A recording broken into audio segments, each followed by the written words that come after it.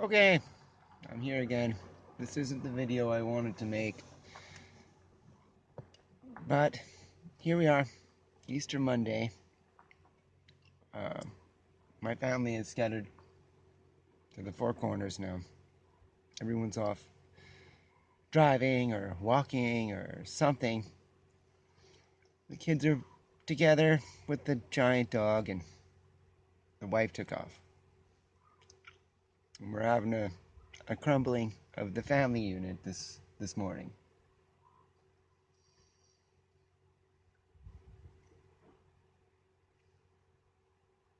This is what it is, I guess. We had our dynamics before this silly crisis, and we have them worse now. Like, I think I talked about this before, but it's feelings. Feelings are the problem. Suck your shit up. Hold it in. Get through the day. Whatever you do, don't share how you really feel with people. It's frightening. It's scary. It's unsettling sometimes. People closest to you don't want to hear. They don't want to hear that you're not the rock you thought you were. They don't want to see that. When people come to you with your feelings and try to vent on you, if you're like me, then it's especially hard. I have very little empathy. I barely have any. I had to learn how to feel sorry for things and people. Some of my earliest memories are very traumatic.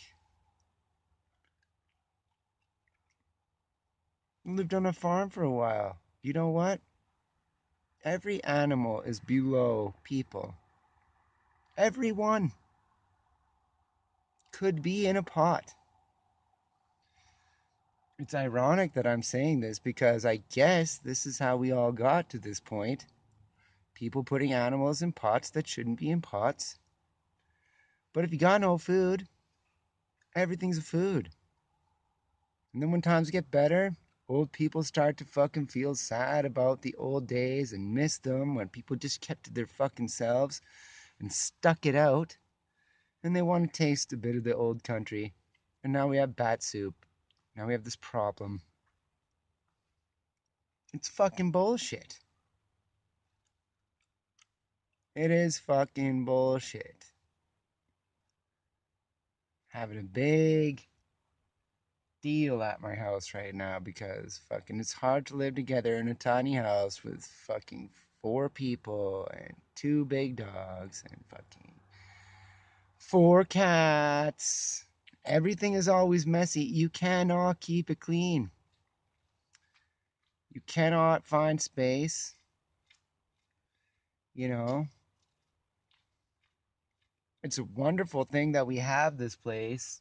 It's a wonderful thing that I have a home, and so far so good. I've been able to pay the fucking bills.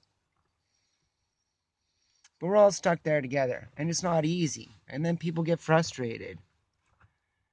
And I am the worst person to come to when it's sympathy that you're looking for or understanding.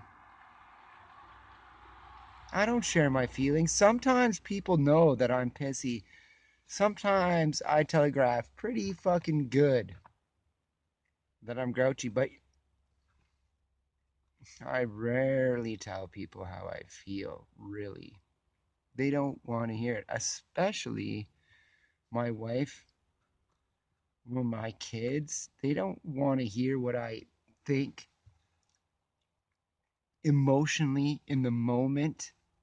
That is very detrimental. I have shared that information before, and it usually causes a big fucking deal.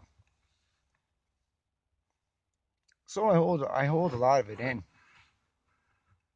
I just don't tell people. I chin up. when I was a kid, I was about 7 years old. And I lived on an acreage outside of town.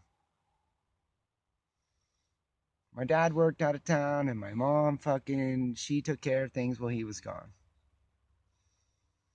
We had room, and some of our family friends had a bunch of horses come over to my fucking place and board there. For the winter, we had stables, and it was all good. And one afternoon, my old man came home from camp, some mine job he was working on.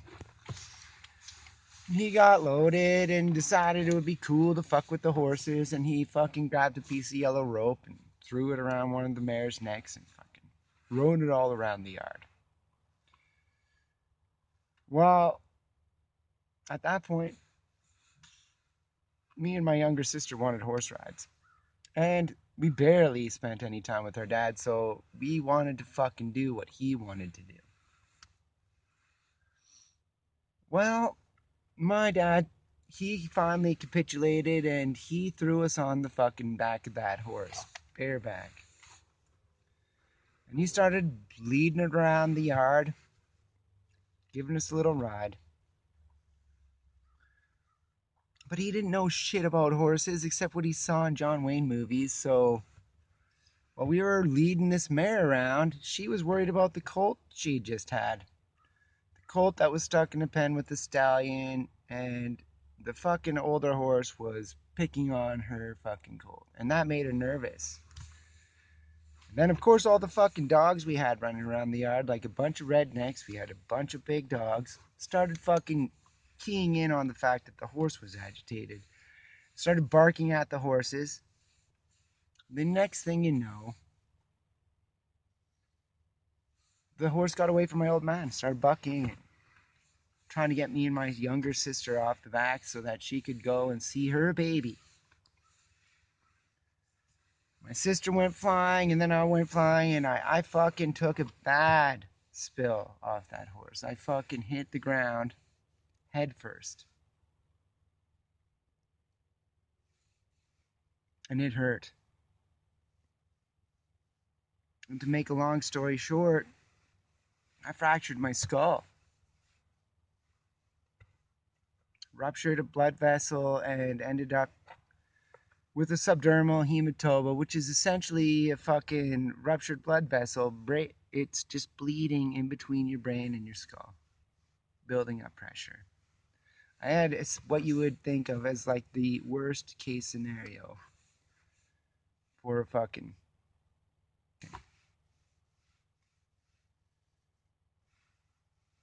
I don't really remember. Like I don't remember the first few seconds after that.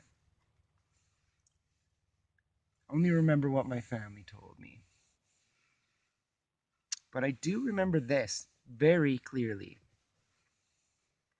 My dad was scared as shit. He picked me up, he brushed me off, and he looked me in the eyes, and he got me to calm down and stop crying. And then he said, "Get back on." And I did not want to. And he was like, no, he picked me up and he put me back on the horse, that he'd calm down. And he said, when you take a fall, you get back on the horse and you ride that bitch to the barn. And that's what I did. At any rate, 2 weeks later, I was in the university hospital 2 provinces over, having brain surgery for the concussion that I'd suffered. And my family locked. And I barely lived as a little kid. After that, I had to wear a helmet for a year. At school, the grocery store, every kind of helmet I had. It was fucked up.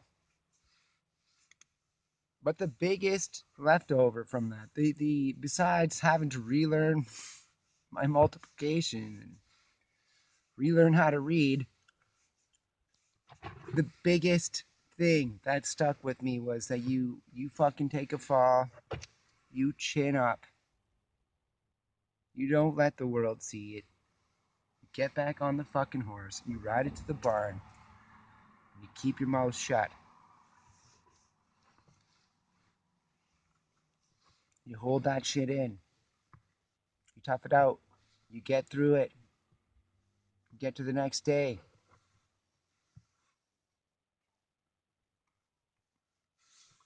My family doesn't know that shit. They do not know that. They think that feelings are a thing you should share, and it's fair, and every feeling counts, and every feeling's valid. Bullshit. Bullshit. If you want to live, you got to suck it the fuck up and tough it out. Chin up. Sometimes you got to remember not to tell people how you really feel. Especially if they're people you love, you want around. They don't want to hear it. Sometimes you think something, you feel something in the moment, and fucking great. But it doesn't count. It doesn't really count in the long run. It doesn't mean shit. So why share it?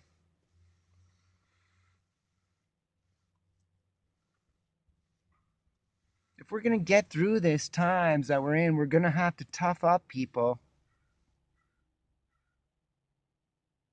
You're going to have to learn that your feelings don't mean shit. Living means shit. Surviving means shit. Getting through the tough times. That adds up. And when you're 100, if you make it that long, you can sit around, and if you can find anyone who will listen, you can tell them all about your feelings. But until you're 100, you need to shut the fuck up. That's what I think. But, it doesn't matter. It doesn't matter. Nobody else thinks that. Only me. So if you're your dad or a partner or someone who's supposed to be a pillar for other people to lean on, you keep that fucking shit in. The second you let it out, you will regret it. Things will start to break down. Don't take advantage of other people's emotional insecurity by leveling them with your own bullshit. They don't need it. You can take it, then take it, suck it in, keep going.